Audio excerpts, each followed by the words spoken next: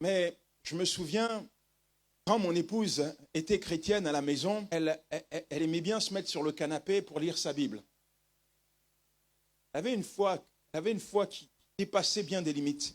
Et elle me voyait rentrer complètement explosé à la drogue et avec mon pack de bière préférée. Et sur le pack, il était écrit « La bière du démon, 12% de plaisir diabolique ». Et je posais ce pack sur la table et je la regardais avec un grand sourire.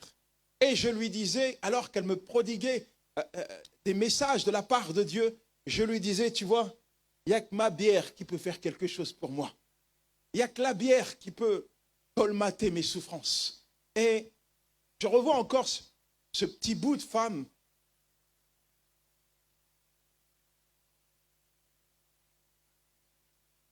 Pendant que je dormais, j'étais allongé. Pendant que je cuvais mon vin, elle venait là doucement, posait sa main sur moi, commençait à prier Dieu. Seigneur, change mon mari.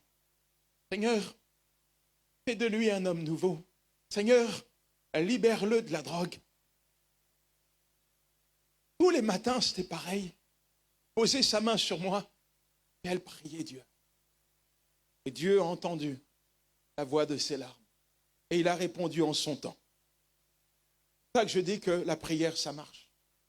Il n'y a rien d'impossible. Peut-être que aujourd'hui, vous êtes dans un foyer compliqué, mais il y a une vérité profonde que nous devons graver dans notre cœur, qui se trouve dans Marc 11, verset 24.